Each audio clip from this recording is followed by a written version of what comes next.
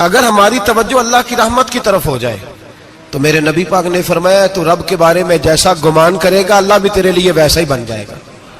اللہ ویسا بن کے تجھے نوازے گا. اگر تیرا یہ ذہن بن جائے نا کہ جو اللہ مجھے دے گا وہ مجھے ہی دے گا تو اللہ تبارک و تعالیٰ سب سے بڑھ کر تجھے ہی عطا فرمائے گا. لیکن امید رب کرے اور امید رحمت کی، اس کے کرم کی، اس کی عطا کی. ہاں ایک پہلو ضرور سوچ کے رکھنا چاہیے اس موضوع پر. ساری دنیا نکما کہہ دے تو بیٹا ماں باپ کے نزدیک نکما نہیں ہوتا. باپ بیچارہ ایک غلطی بچہ کرتا ہے تو وہ جاتا ہے، دوسری کرتا ہے تو جاتا ہے، تیسری جگہ بھی اس کے حصے کی معافی مانگنے جاتا ہے، بڑا کچھ کرتا ہے. پھر ایک وقت آ ہی جاتا ہے کہ جب باپ مجبور ہو کے اخبار پہ اشتہار دیتا ہے کہ میں نے اسے آگ کر دیا ہے، اب میں اس کے سیاہ سفید کا مالک. کیا خیال ہے آپ کا؟ پہلی غلطی پہ ابا جی ایسے کر دیتے ہیں جی، دوسری پہ کرتے ہوں گے. کب کرتے ہیں؟ جب بولے جب حد ہو جاتی ہے. اور ایک دو اشتہار نہیں ہوتے. آپ سویرے اخبار کھولیں، اخبار کے اندر کے صفحات کا مطالعہ کریں تو شاید درجنوں اشتہار ہوتے ہیں آنکھ نامے کے. بھئی کس باپ کا دل کرتا ہے کہ وہ بیٹا جس کے لیے اس کی امید ہے کہ کل میرے بڑھاپے کا سہارا بنے گا وہ لکھ کے دے دے کہ میرا رشتہ ہی کوئی نہیں بیٹے کے ساتھ؟ کس کا دل کرتا ہے؟ اور پھر یہاں تک نہیں ہوتا بلکہ آپ قانون جاننے والے لوگوں سے کبھی پوچھیں، وہ آنکھ نامہ لوگ عدالتوں میں جمع کراتے ہیں، کہتے ہیں جی میں نے تو اخبار میں نکال دیا میرا اس کے ساتھ کوئی تعلق ہے. اماں کہتی ہے میرا کوئی رشتہ نہیں. کیوں؟ کب ہوتا ہے ایسے؟ جب بچہ حد کر دے. جب بچہ ایک دو تین چار غلطیوں پہ ایسا، اللہ بھی بندے کو سزا دیتا ہے، لیکن کب؟ جب بندہ باز ہی نہ آئے بندہ توبہ کرے ہی نہ، رجوع ہی نہ کرے، سوچے نہ کہ مجھے اللہ کی بارگاہ میں جانا چاہیے. ہم لوگ اپنا ایک ذہن بنا کے زندگی گزارتے ہیں، ایک ذہن بنا کے، بلکہ لوگ گناہوں کے نام بدل کے وقت گزارتے ہیں. ہم اپنے نفس کا بت بنا کے سارا وقت اسی کی پوجا پہ معاذ اللہ لگا دیتے ہیں. بس یہ ٹھیک ہے، یہ ٹھیک ہے اور یہ ٹھیک ہے، چوتھی بات صحیح کوئی نہیں. اسی کے اندر ہم الجھے رہتے ہیں میرے بھائی.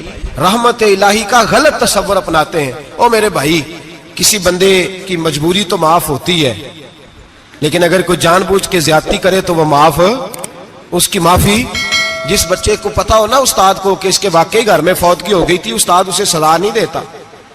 جس کا پتا ہو کہ واقعی یہ بیمار تھا تو استاد اسے کلاس میں کھڑا نہیں کرتا. جس کا پتا ہو کہ یہ زیادتی کر رہا ہے، جان بوجھ کے کر رہا ہے، استاد اسے ڈنڈوں سے مارتا ہے اور زیادہ مارتا ہے، کہتا ہے تو نالائق ہے، تو جان بوجھ کے کرتا ہے. میرے بھائی اللہ کی رحمت ہے، ہر ایک پہ برستی ہے، لیکن ایک بندہ کھڑا ہی ہو جائے رب کے مقابلے میں، وہ نہ نماز پڑھے، نہ مسجد آئے، نہ کوئی کام کرے، نہ وہ دین کی طرف توجہ کرے، نہ وہ کبھی اللہ سے استغفار کرے، نہ وہ کبھی جائز کام کی طرف توجہ کرے، ساری زندگی حرام کٹھا کرے، ناجائز کرے، تو اب تو نے حد کر دی.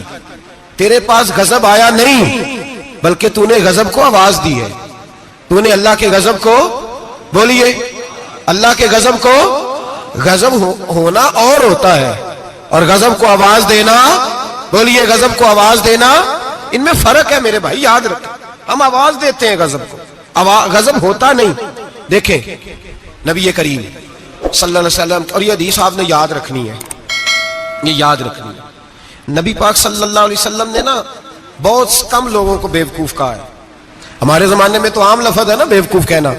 اللہ کے رسول صلی اللہ علیہ وسلم نے بہت کم لوگوں کو بیوقوف کہا. مسند امام احمد بن حنبل کی حدیث ہے، نبی کریم علیہ الصلوۃ والسلام نے فرمایا وہ احمق ہے، وہ بیوقوف ہے.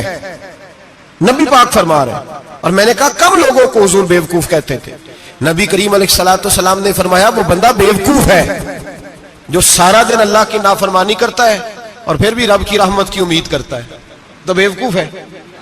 صبح سے شام تک لگا ہوا ہے، میں نے نہیں اللہ ماننی، میں نے نہیں تیری ماننی، معاذ اللہ میں نے نہیں ماننی. شام ہوتی ہے تو کہتا ہے اللہ بڑا مہربان ہے بخش دے گا.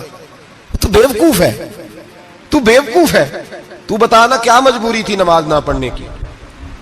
کس نے تجھے گن پوائنٹ پہ کہا تھا حرام کھانے کو؟ اور فلاں آدمی کی تو نے غیبت کی تو تیرا اس میں کیا فائدہ تھا؟ یہ جو تو نے صرف 10 بندوں کو ہنسانے کے لیے جھوٹا لطیفہ سنایا، اس میں تیرا کیا نفع تھا؟ تو صبح سے شام تک نافرمانی کرتا ہے، شام کو کہتا ہے اللہ کریم ہے معاف کر دے گا، اللہ مہربان ہے معاف کر دے گا. استاد مہربان ہوتا ہے کہ نہیں؟ فیل کیوں کرتا ہے امتحان میں؟ بولے استاد باپ ہوتا ہے نا، اس کا دل کرتا ہے شاگرد فیل ہو جائے، تو کیوں کرتا ہے؟ لیکن شاگرد نے زیادتی کی، اس نے پڑھا نہیں، اس نے میں نے کہا باپ آق نامہ لکھواتا ہے، مجبور ہو کے لکھواتا ہے نا۔ او بھائی یاد، بڑی پیاری مثال ملا رومی لکھتے ہیں، کہتے ہیں میرے گاؤں کی ایک بی بی تھی، اس بی بی نے ایک بچڑا پالا ہوا تھا۔ دیہاتوں میں نا بوڑھی مائیں بچڑے کو پیڑا دیتی تھی اور نام بھی رکھ لیتی تھی، کسی نے مٹھو نام رکھا ہوتا تھا، کسی نے کوئی نام۔ کہتے ہیں ماں نے بچڑا رکھا ہوا تھا، اماں اس کو آواز دیتی تو بچڑا دوڑا آتا، اماں اس کو پیڑا کھلاتی، بچڑا بڑا پیارا تھا، جوان ہو گیا۔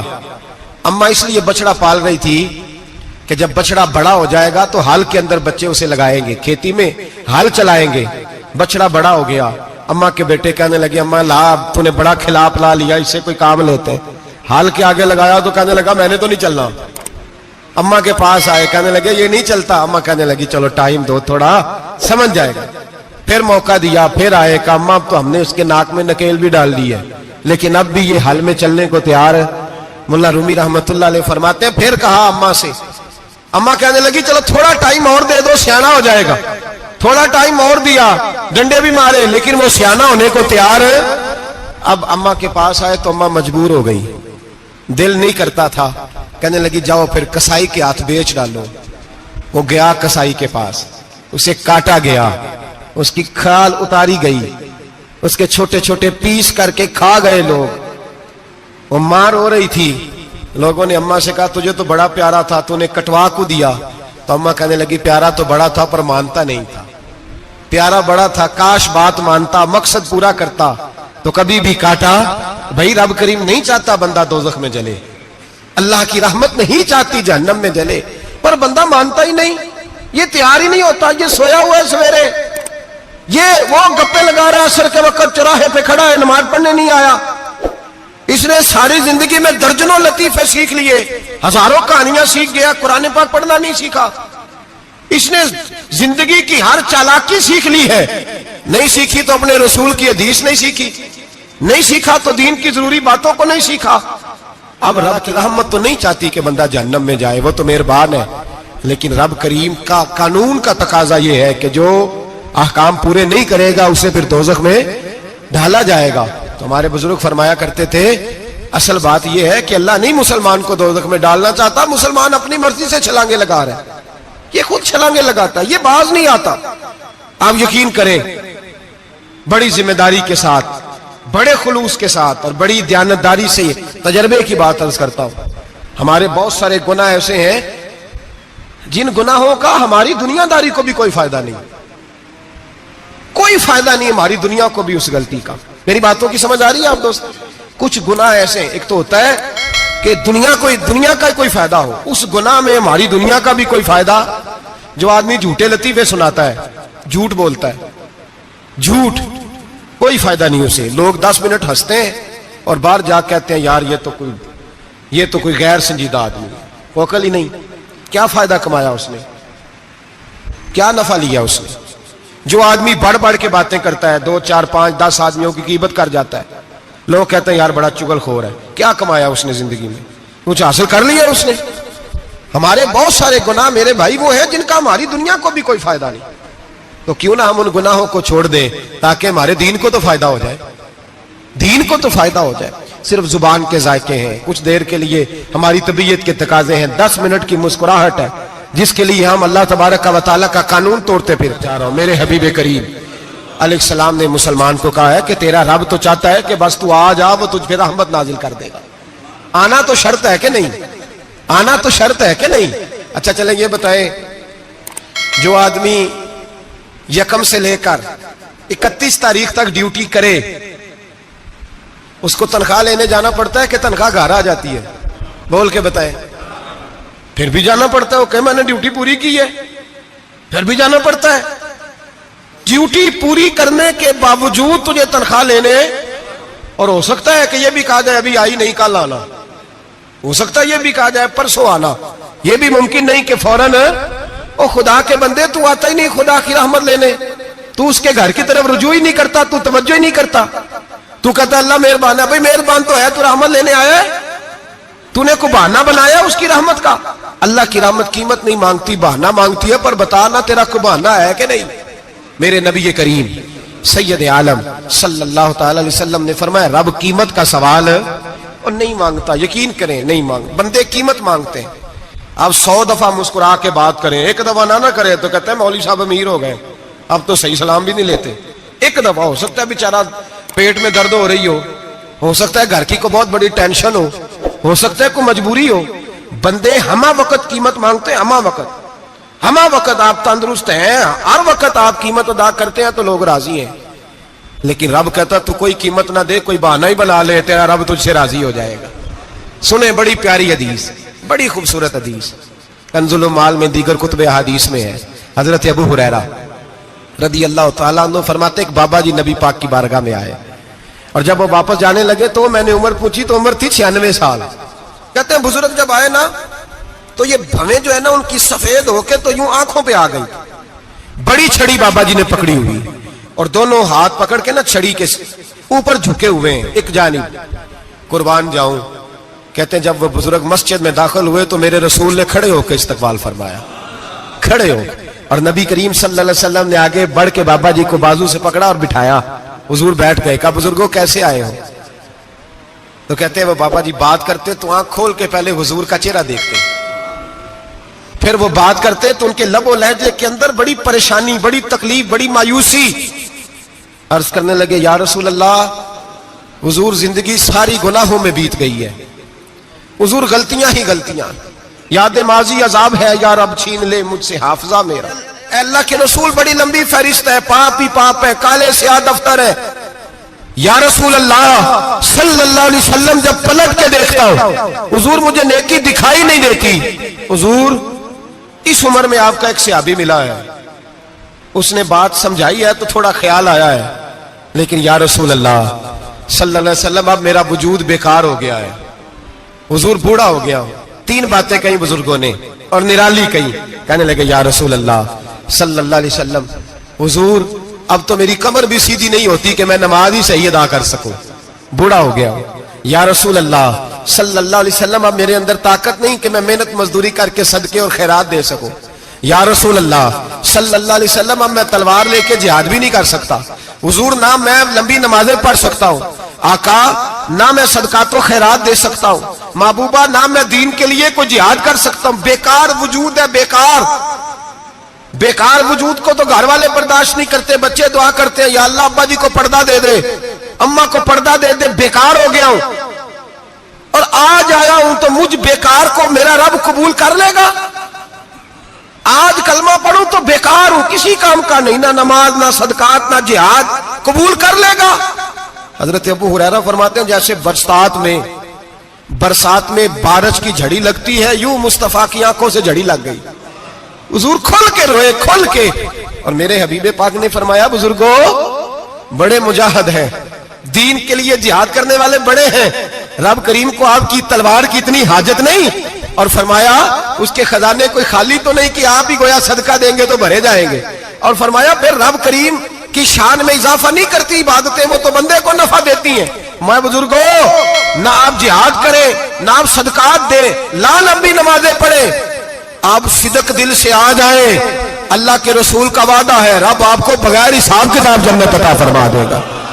آنا تو شرط ہے کہ نہیں؟ آئیں تو صحیح، نہ پہنچے تو صحیح، آ جائیں، اس کو نہیں عادت صدقات و خیرات کی، جہاد کی تبلیغ، آئے تو صحیح نا۔ ان العبد اذا اعترف ثم تاب تاب اللہ علیہ، میرے حبیب نے فرمایا بندہ جب رو کے کہتا ہے نا یا اللہ غلطی ہو گئی معاف کر دے، فرمایا میرا مالک اسے فوراً ہی معاف فرما دیتا ہے۔ تو آ تو صحیح، تو آتا ہی نہیں، تو آ ہی نہیں رہا، تو گھر میں بیٹھا ہوا ہے، تو سویا ہوا ہے، تو دکانداری کر رہا ہے، تو پیسے گن رہا ہے، تو آیا ہی نہیں، آ تو صحیح۔ بلکہ میرے نبی پاک فرماتے ہیں جب اللہ پاک کا بھاگا ہوا غلام آتا ہے پھر تو اللہ زیادہ راضی ہوتا ہے، پھر تو اللہ زیادہ راضی ہوتا ہے، زیادہ راضی ہوتا ہے، تو آ تو صحیح، پہنچ تو صحیح۔ بلکہ صوفیات اور بات کرتے ہیں، وہ کہتے ہیں تو کبھی بھول کے بھی رب رب کرے تو اللہ تو اسے بھی قبول کر لیتا ہے، بھول کے۔ ملا رومی کہتے ہیں بنی اسرائیل کا بندہ ہے، صنم پتھر کو کہتے ہیں، بت کو کہتے ہیں، بت کے سامنے کھڑا ہے اور ساری رات کہتا ہے یا صنم یا صنم یا صنم، اے پتھر اے بت، ساری رات پکارتا رہا۔ رات گہری ہو گئی، نیند کا غلبہ، تھک گیا، سونے کے قریب آیا تو غلطی سے منہ سے نکل گیا یا صمد، یا صنم کی جگہ نکل گیا۔ رب کریم نے فرمایا جبریل دوڑ کے جا، جو مانگتا اسے دے دے، حضرت جبریل عرض کرتے ہیں مولا بھول کے تیرا نام لے رہا ہے، بھول کے لے رہا ہے. تو رب کریم نے فرمایا چل نام تو میرا ہی لے رہا ہے نا، میرا لے رہا ہے نا. یا اللہ وہ اللہ کریم نے فرمایا جھوٹے کے سامنے ساری رات کا کھڑا ہے، ساری رات کا پکار رہا ہے، اسے کچھ نہیں ملا تو سچے کا نام لیا ہے. اگر میں بھی کچھ نہ دوں اور بت میں اور مجھ میں فرق کیا رہ جائے گا؟ جا جو مانگتا ہے جھولی بھر کے دے، نام تو لیا ہے نا. او بھائی تو بہانا تو بنانا، آ تو صحیح نا، تو یہاں آ جا، پہنچ جا، آ جا، بس بیٹھ جا، اس کی بارگاہ ناز میں حاضر تو ہونا. تجھے فرصت ہی نہیں. تو یاروں کے لیے ٹائم نکالتا ہے، بازاروں کے لیے ٹائم نکالتا ہے، گلیوں کے لیے ٹائم نکالتا ہے، چوکوں چوراہوں کے لیے ٹائم نکالتا ہے، ہفتے میں ایک دن ہوٹلنگ کے لیے بھی جاتا ہے. لیکن کبھی چھپ کے 2 نفلوں کی تجھے توفیق نہیں ہوتی. اور میں کئی دفعہ کہہ چکا ہوں جس بندے کو بغیر عبادت کے رزق زیادہ ملنے لگ جائے اس پر آزمائش ہوتی ہے رب کریم کی. اللہ فرماتا ہے اس کو پیسے دو، اسے آنے نہ دینا، اس کو چل پیسے دوڑ جا. لوگ سمجھتے ہیں میں بڑا ذہین و عقل مند ہوں، دیکھو میں اپنی ہوشیاری سے چلاکی سے آگے نکل گیا. تو آزمائش ہے، یہ تو آزمائش ہے رب کریم کی طرف سے، یہ تو اس کی خفیہ تدبیر ہے. میرے بھائی اس کی بارگاہ ناز تک جو آ گیا، آنا تو ہماری ذمہ داری ہے کہ نہیں؟ پھر اس کی رحمت آگے بڑھ کے استقبال کر لیتی ہے، پھر اللہ کا فضل اس کو تھام لیتا ہے اس بندے کو. اور خدا کی رحمت کتنی زیادہ ہے. میرے حبیب کریم سید عالم صلی اللہ علیہ وسلم نے فرمایا اللہ نے اپنی رحمت کے 100 حصے کیے ہیں. حضور فرماتے ہیں ایک حصہ اللہ نے دنیا میں نازل کیا ہے. کتنا؟ ایک حصہ. فرمایا یہ جو ماں بیٹے سے پیار کرتی ہے، باپ بیٹے کے لیے مزدوری کرتا ہے، یہ جو بہن بھائی کے لیے روتی ہے، یہ جو بیوی شوہر کے لیے دعا مانگتی ہے، یہ جو بچے ماں باپ سے پیار کرتے ہیں، فرمایا یہ اس ایک رحمت کا نتیجہ ہے، ایک رحمت کا نتیجہ. تو صحابہ کہنے لگے یا رسول اللہ وہ 99 کدھر ہیں؟ نبی پاک نے فرمایا رب کریم نے سنبھالی ہوئی ہے، قیامت کے دن تمہیں عطا فرمائے گا. ابھی تو ایک نازل کی ہے.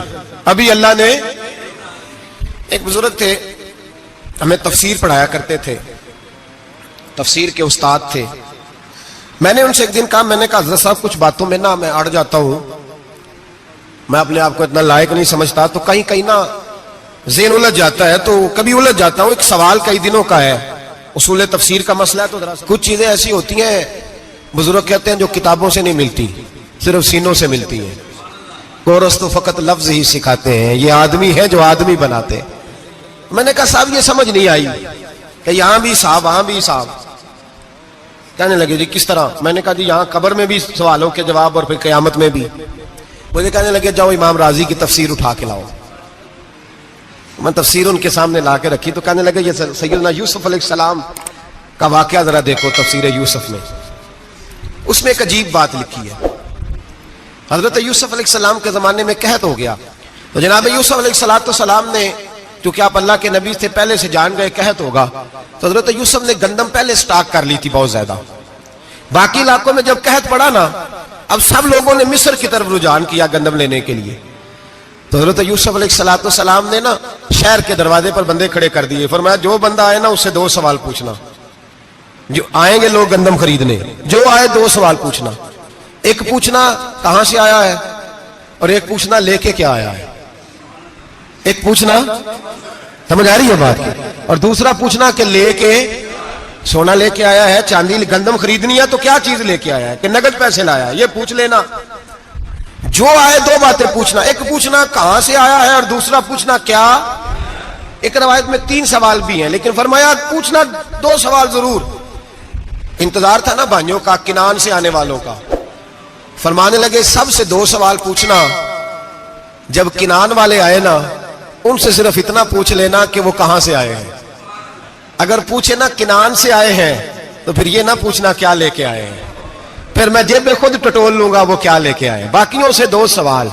جب میرے بھائی آئے نا، بھائی بھائیاں دے ویری ہوندے تے بھائی بھائیاں دیا باواں. جب میرے بھائی آئے تو ان سے یہ نہیں پوچھنا کہ وہ کیا، بس یہ پوچھنا کہ کہاں سے.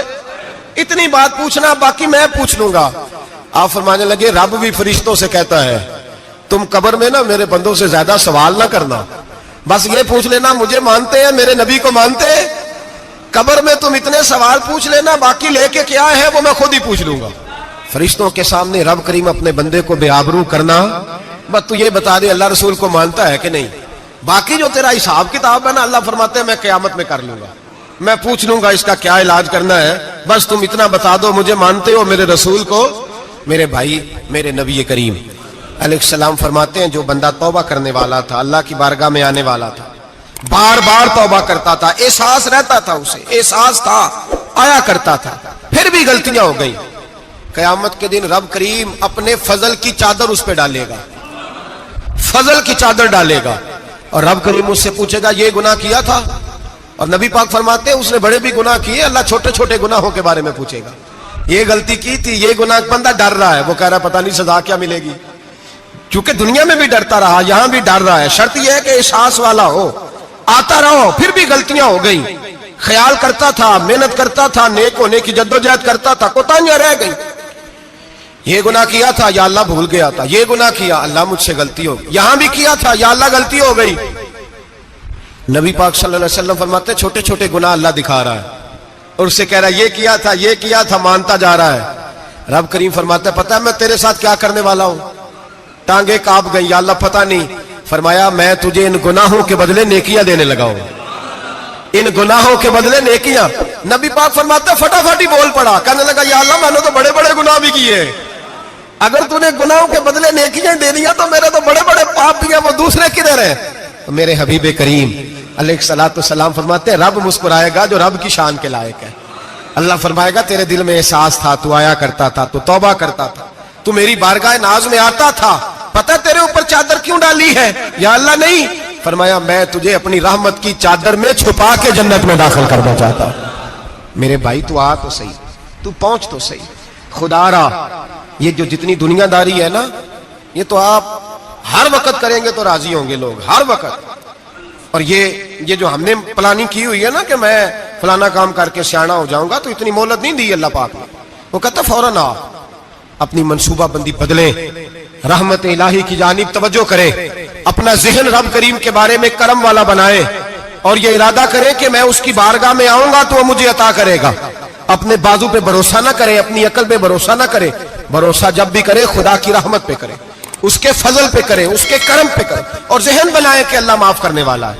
ہمارے ذمہ یہ ہے کہ ہم اپنے گناہوں کا احساس پیدا کریں, ہماری ذمہ داری یہ ہے کہ ہم توبہ سچی اور کھری کریں, ہماری ڈیوٹی یہ ہے کہ ہم اللہ کی بارگاہ میں صحیح معنوں میں حاضری دیں. ہم توبہ بھی جھوٹی کرتے ہیں, بلکہ اگر میں کہوں کہ مذاق کرتے ہیں. شب برات آنے والی ہے نا, کس دن ہے؟ جمعرات کو شب برات آئے گی. کچھ لوگ تو خیر ویسے ڈٹ جاتے ہیں, کہتے ہیں ہم نہیں مانتے, وہ پکے لگے ہوئے ہیں, وہ کہتے ہیں نہیں عبادت نہیں کرنی چاہیے. میں نے کہا یار بس کرو, چھوڑ دو. اب اللہ کی عبادت کرنے کے لیے بھی تم سے سند لینی پڑے گی کہ مولوی صاحب اجازت دے, نفل پڑھ لیں, اجازت لینی پڑے گی. اور بندے بڑے سمجھدار ہیں, وہ کوئی سیاسی بندہ دوسری پارٹی کا آ جائے تو اسے مطمئن کر لیتے ہیں. کچھ بسرا دوسری جماعت کا مسئلہ پوچھ لے, کہتے ہیں مولوی صاحب پوچھ کے دساں گا. یہ موٹی سی بات ہے. شبرات کو کیا ہوتا ہے؟ عبادت. کیا ہوتا ہے؟ بول کے بتائے. یہی ہوتا ہے نا, تو اس کے لیے سرٹیفکیٹ کی ضرورت ہے جی. والذین یبیتون لربہم سجدا وقیاما. اللہ فرماتے ہیں میرے بندے ساری رات گزار دیتے ہیں یا قیام کرتے ہوئے یا سجدہ کرتے ہوئے. اس کے لیے سرٹیفکیٹ کی ضرورت ہے. بڑی جلدی مسئلہ پوچھنے آ جاتے ہیں لوگ. ہاں, ایک وہ ہے جو مانتے ہی نہیں سرے سے, ایک وہ ہے جو بڑا عجیب مانتے ہیں. وہ کہتے ہیں شبرات ہے, چھوٹا گوشت ہی نہیں مل رہا دکان سے. بھئی شبرات گوشت کھانے کا دن ہے, حلوہ کھانے کا دن ہے شب برات, موج کرنے کا دہاڑا آ گیا شب برات. شبرات آئی ہے, پہلے کلو گوشت آتا تھا, 2 کلو لے لو. یہ کون سا طریقہ ہے شب برات منانے کا؟ اور پھر شب برات منائی جائے گی. معراج شریف سے پٹاخے چل رہے ہیں روز شام کو, چلتے ہیں نا؟ نہیں, میں کہ مینوں غلطی لگ دی, تسی بولے نہیں نا. چلتے ہیں پٹاخے. کون بیچتا ہے پٹاخے؟ ہندو, سکھ, یہودی. چلاتا کون ہے؟ کس نے کہا چلانے کو؟ اس میں کوئی کسی فرقے کا بھی اختلاف نہیں ہوتا. ڈرنا چاہیے اللہ پاک سے. اللہ جہنم کی آگ ٹھنڈی کرتا ہے, ہم جلاتے ہیں شبرات کو.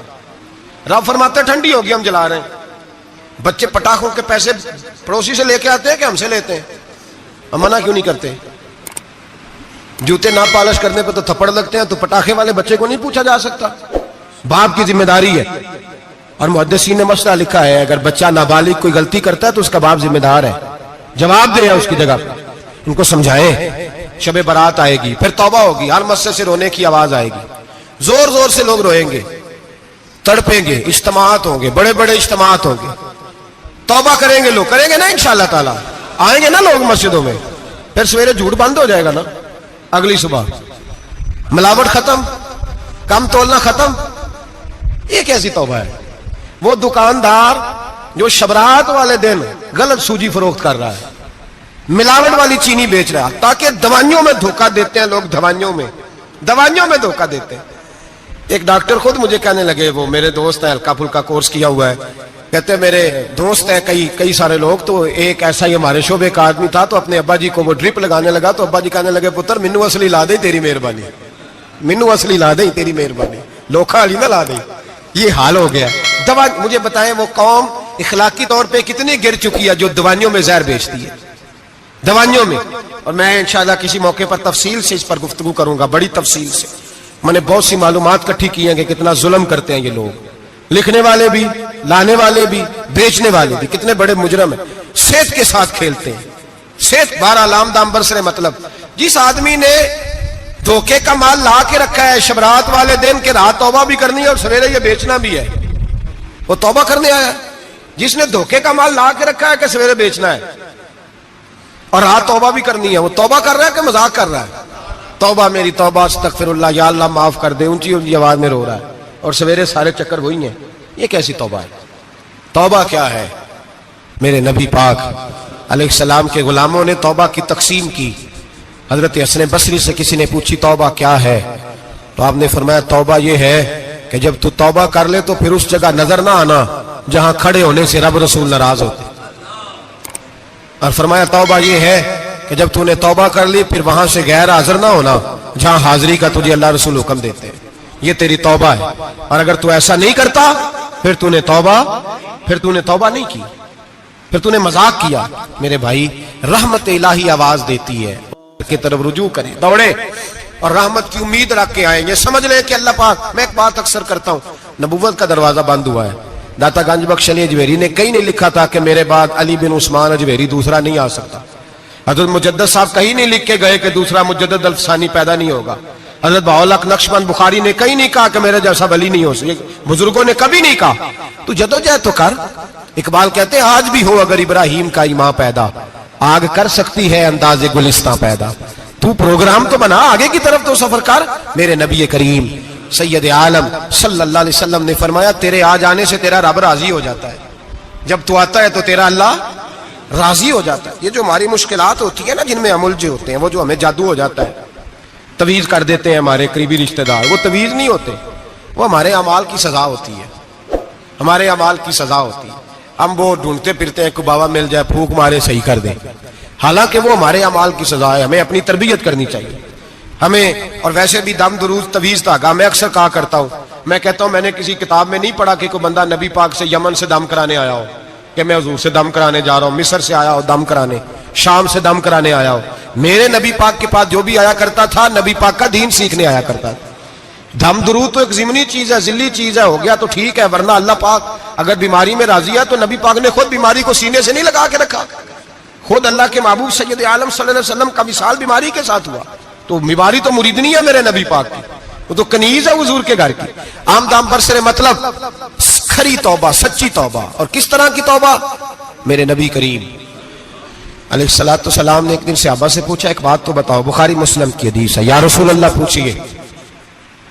نبی پاک صلی اللہ علیہ وسلم نے فرمایا اگر کوئی آدمی صحرا میں سفر کر رہا ہو, بہت بڑا صحرا ہو, اونٹ پر اس کا سفر ہو, اور اس نے اونٹ پر کھانے پینے کا سامان باندھا ہو, پیسے بھی رکھے ہو, پانی بھی رکھا ہو, تھک گیا سفر کرتا کرتا, درخت کی ایک ٹہنی کے ساتھ اونٹ کی نکیل باندھی اور درخت کے نیچے لیٹ گیا آرام کرنے کے لیے. اللہ کے حبیب فرماتے ہیں اچانک اس کی آنکھ لگ گئی. جب جاگا تو اس نے دیکھا کہ اونٹ تو غائب ہو گیا ہے. اب نہ کھانا ہے, نہ پانی ہے, نہ پیسے ہیں, اور صحرا بڑا لمبا ہے, پیدل سفر بھی نہیں کر سکتا. تھوڑا سا ڈھونڈا, پھر موت کا انتظار کرنے لگا. سوچنے لگا موت آئے گی, اب مر جاؤں گا. اللہ کے محبوب فرماتے ہیں تھوڑی دیر گزری, جب بالکل مایوس ہو گیا تھا تو اچانک نظر پڑی تو اونٹ اس کا سامنے کھڑا تھا. نبی پاک صحابہ سے پوچھتے ہیں بتاؤ, اس کی کل کائنات اجڑ گئی تھی, راس ضائع ہو گئی تھی, ہر شے لٹ گئی تھی, دوبارہ اسے مل گئی ہے, بتاؤ اسے کتنی خوشی ہوگی. صحابہ کہنے لگے یا رسول اللہ نئی زندگی مل گئی اس بندے کو, وہ ساری دنیا سے زیادہ راضی ہے.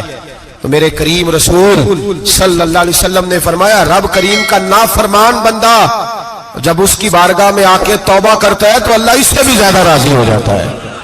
نافرمان جب آ کے کہتا ہے یا اللہ معاف کر دے آئندہ نہیں کرتا, میں اللہ تو راضی ہو جاتا ہے. اور حبیب پاک علیہ السلام فرماتے ہیں وہ اتنا کریم ہے, جب بندہ اپنے رب سے صلح کر لیتا ہے, توبہ کر لیتا ہے, تو اللہ زمین کو کہتا ہے تو بھول جا میرے بندے نے گناہ کیا ہی نہیں. آسمان سے کہتا ہے تو بھول جا میرے بندے نے گناہ کیا ہی نہیں. پھر رب کریم فرشتوں سے فرماتا ہے کہ مٹا دو جو تم نے لکھا تھا, میں نے اپنے بندے کے ساتھ صلح کر لی ہے. شب برات کو آئیں گے مسجد میں انشاءاللہ. کتنے بجے؟ نہیں جو سوچیا ہی نہیں ہے اس پاسے تھے. عصر کے وقت مسجد آئیں شب رات. کتنے بجے جی؟ عصر کے وقت آئیں, غسل کریں, مسجد آئیں, عصر کے بعد درود شریف پڑھیں اور مغرب سے لے کر فجر تک عبادت کریں. مغرب میں شام شروع ہو جاتی ہے. ایک رات جاگ کے دیکھیں, جاگنا پڑتا ہے. مریض ہو جائیں تب بھی جاگنا پڑتا ہے, دکھ لگ جائے تب بھی وہ جگا لیتا ہے. بڑے بڑے جاگتے ہیں, بڑے بڑے جاگ لیتے ہیں, وہ جگا لیتا ہے. تندرستی بھی, صحت بھی, دولت بھی, اے سی بھی, پلنگ بھی بڑا اچھا, لیکن اگر وہ نیند نہ دینا چاہے تو بندہ ساری رات ہی تڑپ کے جاگتا ہے, تڑپ کے. اور بھوکا اتنا, روٹی کا بھوکا اتنا پریشان نہیں ہوتا جتنا نیند کا بھوکا پریشان ہوتا ہے. الجھ جاتا ہے انسان, وہ جگا لیتا ہے قبل اس کے کہ وہ خود جگائے, خود بخود جاگ جائے. مغرب سے لے کر فجر تک نماز پڑھیں, ذکر کریں, درود پاک پڑھیں, محفل میں شرکت کریں. میرے رسول کریم علیہ الصلوۃ والسلام کی پیاری زوجہ ام المومنین سیدنا عائشہ صدیقہ رضی اللہ تعالیٰ عنہ کہتی ہیں حضور رمضان کے علاوہ سب سے زیادہ روزے شعبان میں رکھتے تھے, گویا پریکٹس ہوتی تھی رمضان کی. میں نے عرض کیا یا رسول اللہ صلی اللہ علیہ وسلم اتنے روزے کیوں رکھتے ہیں, ابھی رمضان تو آگے ہے. تو نبی پاک نے فرمایا عائشہ اس مہینے میں بندے کا عمل اللہ کی بارگاہ میں جاتا ہے, میں چاہتا ہوں جب میرا عمل جائے تو میں نے روزہ رکھا ہوا ہوں. کثرت سے روزہ رکھیں اور میرے بھائی بدل جائے. میرے نبی پاک نے فرمایا غنیمت جان اگر صحت ہے تو بیماری آنے سے پہلے غنیمت جان جا, یہ چلی جائے گی. بیمار آدمی سے کچھ بھی نہیں ہوتا, غنیمت جان لے لمحوں کو کچھ کر لے. اور اگر تیرے پاس فرصت ہے تو غنیمت جان لے مصروف ہونے سے پہلے پہلے. میرے حبیب کریم سید عالم علیہ السلام کے غلام فرماتے ہیں کہ نبی پاک صلی اللہ علیہ وسلم نے ہمیں مثال دے کے سمجھایا. مدینے میں جو قبیلہ سب سے زیادہ بکریاں پالتا تھا وہ بنو کلب کا قبیلہ تھا, اور فرماتے اتنی بکریاں تھیں کہ ان کی بکریاں ہم نے کبھی نہیں گنی تھی. نبی پاک علیہ السلام نے فرمایا جب شعبان کی 15ویں رات آتی ہے, یہ ترمذی کا لفظ ہے, فرمایا جب شعبان کی 15ویں رات آتی ہے تو بنو کلب کے قبیلے کی بکریوں کے بالوں کی تعداد کے مطابق اللہ میری امت کے افراد کی بخشش فرما دیتا ہے. اور صحابہ کہتے ہیں ہمیں لگتا یوں ہے کہ چونکہ ہم نے جو چیز سب سے زیادہ دیکھی تھی وہ بنو کلب کی بکریاں تھیں, اس لیے نبی پاک نے ہمیں سمجھانے کے لیے ان کی بات کی, ورنہ اگر ہم نے اس سے زیادہ کچھ شے دیکھی ہوتی تو نبی پاک اس کا نام بیان فرماتے. ہمیں سمجھانے کے لیے فرمایا بنو کلب کے قبیلے کی بکریوں کے بالوں کی کسی ایک بکری کے بال بھی بندہ گن سکتا. اور حضور نے فرمایا جو سب سے زیادہ بکریاں پالتے ان کی تعداد کے مطابق حضرت عائشہ صدیقہ رضی اللہ تعالیٰ عنہ فرماتی ہیں جنت البقیع میں حضور جایا کرتے, قبرستان میں, قبرستان کے کونے میں. اللہ کے رسول کو میں نے نماز پڑھتے بھی دیکھا 15ویں رات کو, اور فرماتی ہیں حضور بقیع والوں کے لیے بخشش کی دعا بھی کرتے. قبرستان بھی جائیں شب برات کو, ان کے لیے دعا بھی کریں. اور پھر میرے بھائی شب برات کو للہیت کے ساتھ آئیں, لوٹنے کا پروگرام بنائیں, اس سے قبل کے رب کریم خود جکڑ کے لے آئے, خود بخود آئیں, اس کے کرم کی طرف توجہ کریں, اس کی رحمت کی طرف توجہ کریں. میرے رسول کریم صلی اللہ علیہ وسلم کے پاس ایک دیہاتی آئے, مولا علی شیر خدا فرماتے ہیں میں بھی حاضر تھا. کہتے کبھی کبھی سادے بندے آتے تھے پر بڑی عجیب ہی بات کر جاتے تھے.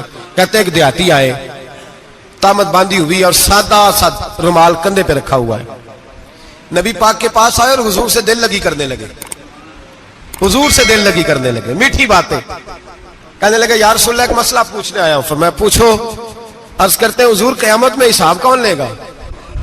قیامت میں اب کس کو نہیں پتا کون حساب لے گا, دل لگی کی بات ہے نا, کون لے گا؟ نبی پاک نے فرمایا اللہ حساب لے گا. تو کہتے ہیں اس نے نا اور جملہ کہا تو ہم اس کی بات پہ حیران ہو گئے, کہنے لگے یا رسول اللہ واقعی اللہ حساب لے گا؟ تو کہتے ہیں نبی پاک مسکرائے, فرمانے لگے تجھے تیری مار ہوئے, میں سچی تو کہہ رہا ہوں, تو کس طرح کی بات کر رہا ہے, اللہ حساب لے گا. حضرت علی فرماتے ہیں اس نے رومال اٹھایا کندھے پہ رکھا, کہنے لگے یا رسول اللہ اگر رب حساب لے گا تو پھر اس نے معاف ہی کر دینا ہے, یہ کہہ کے وہ چلا گیا, یہ لفظ کہہ کے وہ چلا گیا. تو حضرت مولا علی کہتے ہیں میں نے حضور کا چہرہ دیکھا تو گلاب سے بھی زیادہ کھلا ہوا تھا, میں نے نبی پاک کا چہرہ دیکھا تو چاند سے بھی زیادہ روشن تھا. میں نے کہا حضور یہ کیا کہہ گیا ہے؟ نبی پاک نے فرمایا بندہ بڑا سادہ تھا, بات بڑی پیاری کر گیا ہے, بڑی پیاری کر گیا ہے. حضور نے فرمایا علی رب کریم ہے, اور کریم جب غالب ہوتا ہے تو کرم ہی فرمایا کرتا ہے, وہ کرم ہی کرتا ہے, وہ معاف ہی کرتا ہے, وہ معاف ہی کرتا ہے. اللہ معاف کرتا ہے. پر میں نے کہا کوئی معافی لینے آئے ہی نہ تو کوئی معافی لینے. ایک اور بات بھی آخر میں سمجھانی ہے آپ کو, وہ بھی سمجھ لیں. ہم جب کسی رشتہ دار کو راضی کرنے جاتے ہیں نا, ناراض ہو, تو ہمیں پتہ چل جاتا ہے کہ یہ وقت ٹپانے آیا یا راضی ہو گیا.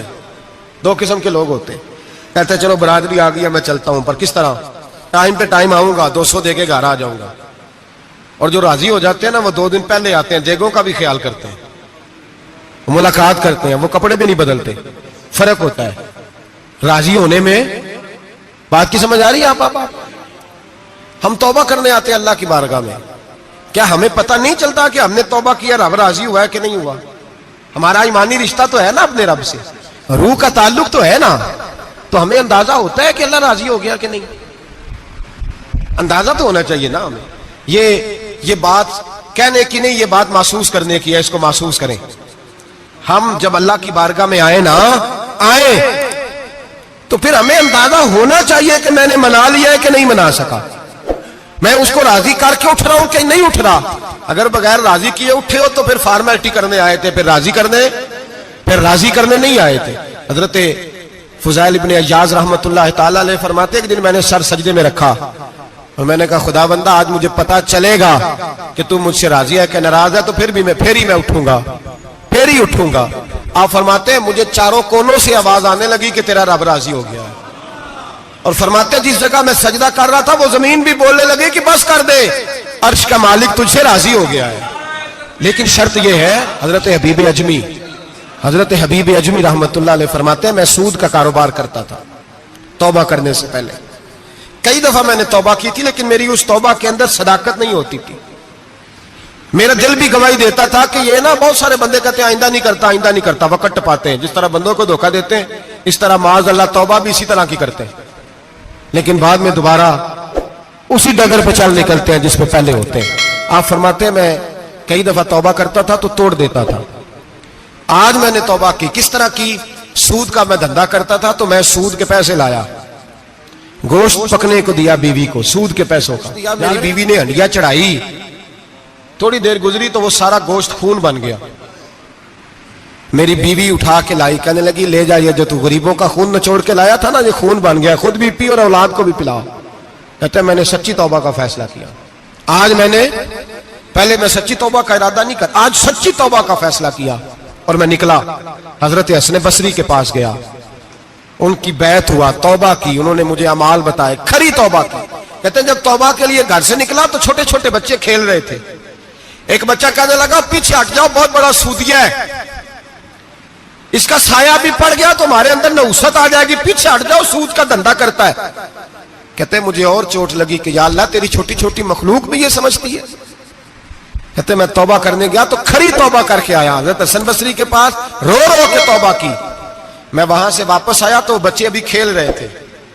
کہتے ہیں وہ بچہ جو پہلے بولا تھا کہ پیچھے ہٹ جاؤ بڑا سود والا ہے, نحوست پڑ جائے گی, وہ بچہ پھر آواز دے کے کہنے لگا دوستو پیچھے ہٹ جاؤ, رب کریم کا ولی آ رہا ہے, اللہ کا بندہ آ رہا ہے. کہیں ایسا نہ ہو ہمارے پیروں سے گرد رڑے اور اس ولی کے اوپر پڑے اور اس کی توہین ہو جائے, اللہ ہم سے ناراض نہ ہو جائے ولی کی توہین کر کے, پیچھے ہٹ جاؤ.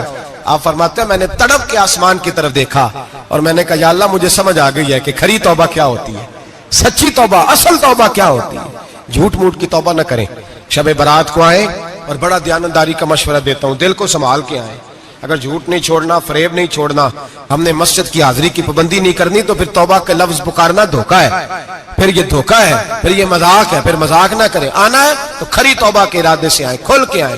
انشاءاللہ ہر سال ہم بھی ساری رات یہاں بیٹھتے ہیں, آپ سے بھی گزارش کریں گے کہ چھٹی نہ کریں, وقت پہ آئیں, مغرب میں آئیں, نوافل ادا کریں, عشاء کے بعد نوافل پڑھیں.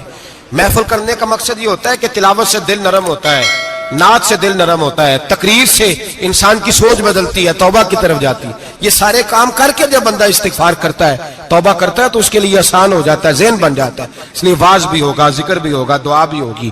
وقت کو ضائع نہ کریں، رمضان قریب آنے والا ہے.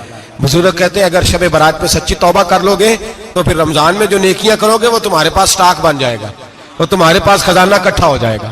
توبہ ابھی سے کر لو، معاملات ابھی سے سمیٹ لو، تاکہ جب رمضان آئے تو پھر نیکیاں خزانہ بن کے جمع ہو. ہمیشہ مدحت خیر الانام میں گزرے. دعا ہے یہ عمر درود و سلام میں گزرے. آخر دعوانا ان الحمد